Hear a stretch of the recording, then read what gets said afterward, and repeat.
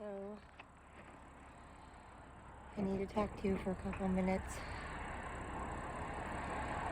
Dad, things are still not going well at all in Jackson County.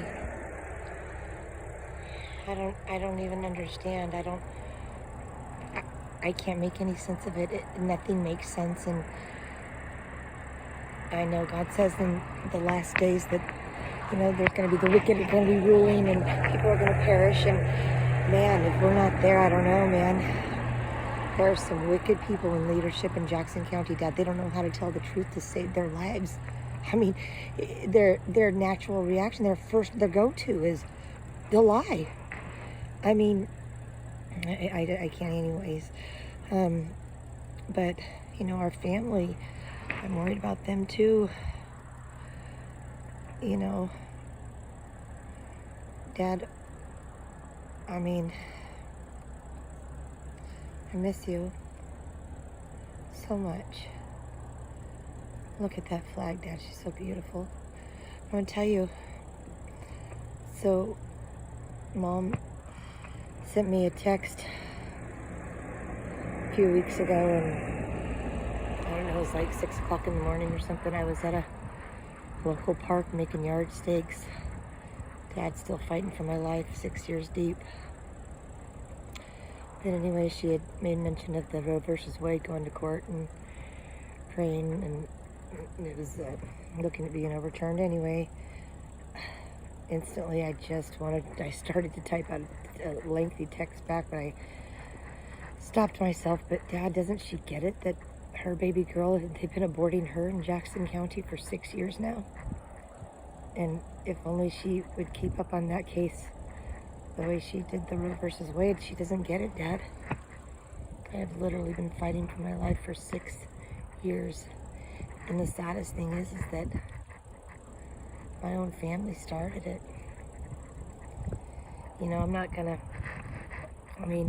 beat around the bush. I'm not gonna be so concerned with hurting people's feelings and then us not telling the truth. And it is what it is.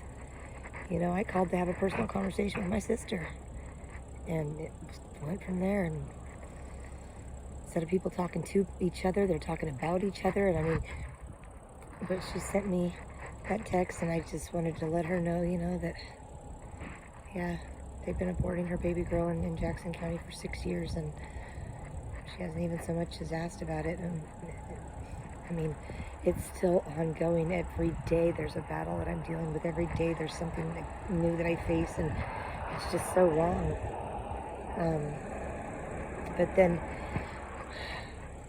Tori got married, Dad, and I didn't even get invited to the wedding, but I didn't even get told that I wasn't invited, My mom went. How in the world could she support that union when the mom of that bride who was supposed to be giving her away to her husband wasn't even there? Isn't that... She should have never even attended those nuptials. But she didn't even see that. And then on Thanksgiving, man, her and Tori hurt me bad, Dad.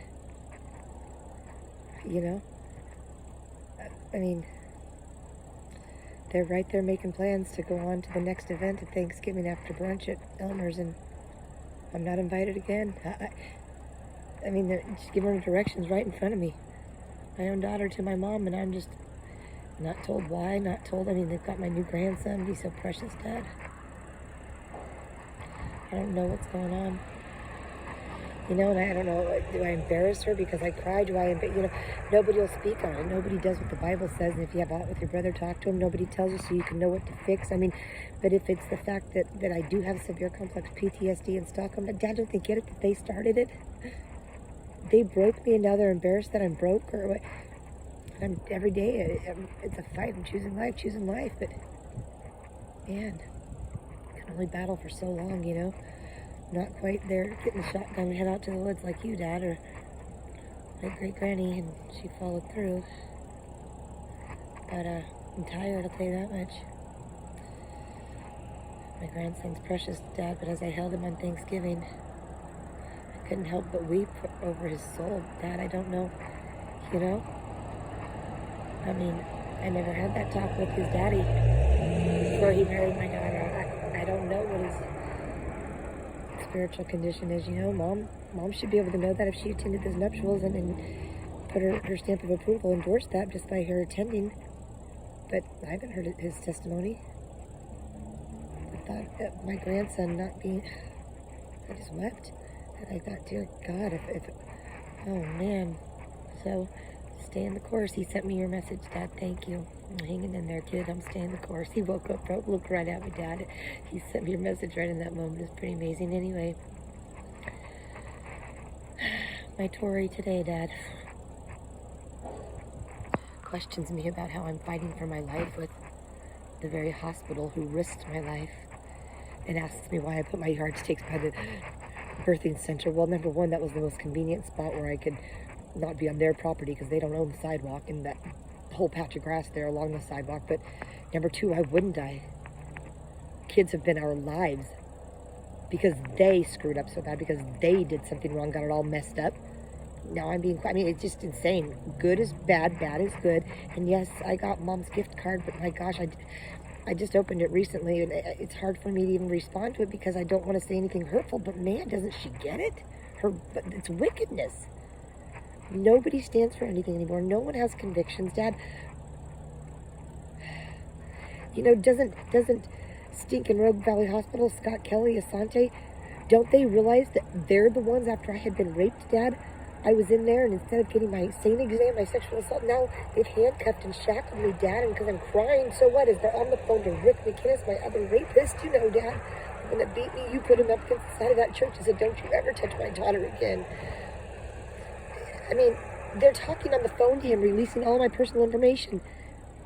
So yeah, I'm getting a little more agitated. Now there's upwards of 10 male officers at the foot of my bed, Dad. I'm supposed to, oh my gosh, Dad, you would have taken lives like no other. Now they're coming towards me with these 2 sedation agents, vials of these involuntary chemical sedation. I find out now it's what it's called, Haldol, Ativan, and Benadryl. Dad, it's not even FDA approved for someone without schizophrenia. But yet, here they carry on. And I'm being questioned why I just put up a few yardsticks trying to fight for my life when they get to send it out and still slander and defame my name throughout the whole hospital, and I have for 6 years. Everyone used the media as an outlet to just destroy my very good reputation, Dad. They used to call me Mother Teresa. I didn't, others did. But in one click of the mouse, now stroke of the key. But yet now the media, I try to go to them, we don't have the manpower to report the truth. You see, because it's gone on for too long. Boy, they could get those lies out there like wildfire. How wrong. Dad, I asked for Bible when I was illegally incarcerated. Jeff Carpenter gives me a message from Pastor Bob Gass, my pastor of 10, 15 years, that no, they're not going to bring me a Bible and don't ask again. Excuse me? Oh, I was an embarrassment to them because I kept getting falsely arrested. Well, how is that my fault? But even if I had succumbed to a life of crime or something, outrageous, but Dad, doesn't the Bible say you're supposed to leave the 90 and 9 and go find that one which is lost? But certainly the one that's not lost, but in there doing God's time. For crying out loud in a bucket, bring me a Bible. But then to tell me don't ask again, what are they in the ministry for? That's not a ministry. There's something terribly wrong, Dad. Thank God you had taught me God's word and I had applied it to my heart. So you know what, Dad? Even though they wouldn't bring me a Bible, I had that written on the tables of my heart. And oh man, God brought it back to memory every time I needed it. But it was something fierce in there, Dad. Now they've conspired and concealed, hid that sexual assault video from Titus Walker Crossroad, as well as my physical assault from Sheriff Nathan Stickler. Dad, he busted my thumb when I was helping them on a case, the Anna Marie Johnson Bell case, Dad. That girl beating me up, of course, while I'm asleep, grabbing me by my hair and snatching me up when I'm sound asleep. I turn around to clean her clock, send her in next Tuesday. Her kids are standing right there over her shoulder, so of course I gathered my things and walked out the door. Those tough guys, that's when John Tokar raped me, Dad. I wake up. I was exhausted, running for my life. I played ball with him, so he was familiar. Yeah, I wake up, and anyway, same thing with Rick McKinnis, Tori's dad. I let him stay the night at our house on her Sweet 16. God, Dad, I wanted him to be a dad to her so bad. I had such a great dad. Sure enough, while I'm sleeping upstairs, he takes the doors off my hinges in my bedroom. Comes in, I wake up to him forcing himself. Dad, these guys are real tough, huh? Real tough guys. In my sleep? Really, ladies? Soldier up. Fair fight. But Dad, when I was locked up illegally, my precious daughter lived within a 1-mile radius of the both of my rapists. You talk about having to really trust God. Yeah, I was going crazy in there, and they would tell me I wasn't a mom, and if I was, I'd have all my kids taken away because I'm crazy. Dad, I was chained to a floor. I mean, they would pull that curtain back and taunt me, and then close it again and taunt me. And Dad, I remember I would be soaking sweat, screaming out, telling, no, I do have my daughter. So I finally worked myself up so bad I'd pass out there and sleep in my own urine as I'm chained to the floor like an animal, Dad. They put me in that restraint chair, completely nude, Dad, genitalia and all exposed. They separated my shoulder. They put me in. Oh, Dad, I could tell you story after story. It's horrendous. All in the United States of America that you fought for. Our family, my first blood relatives, not second, third generation, represent all 4 branches of the United States military. And they've made a mockery of it here in Jackson County. You know, at the hospital, if they had released me incoherent, did this biggest legal gang of bullies, where I was then interviewed incoherent, that they tried to make it look like I was a druggie. Oh, she's nodding and she's incoherent. Yeah, Tony Young, because I'd been forced into involuntary chemical sedation from Asante Hospital, Scott Kelly, and Dr. Seeger. So who knows what they did with my body when I was asleep. God knows, you know, Dad. That Becker won't tell me, but it's all right. You guys know. I just want to scream my body, Dad, my precious body. That's when I was interviewed. But it's okay, still didn't incriminate myself, because the truth is the truth. It just flows, whether you're incoherent or awake, you see, because even when I did come to for a moment, it says in the own report, but I said, why am I here? What are my charges? Yeah. And when I'm out again, they strip searched me naked. Dad took my mugshot, put it all over the media. The places aren't shut down yet, they will be.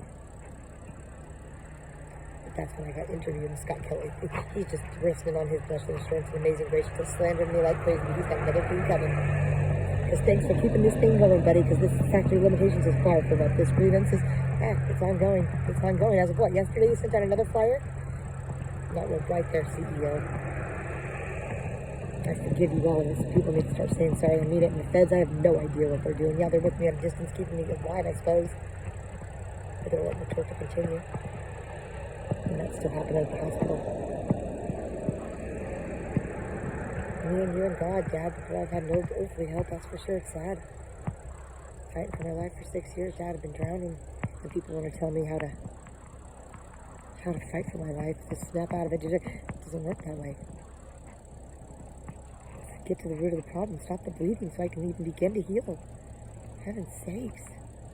I love you, Dad, I miss you. Hope to see you soon. At your headstone. I think about heaven all the time. I'm staying the course, Dad, but I'm tired. Tired, Dad. Merry Christmas, I love you.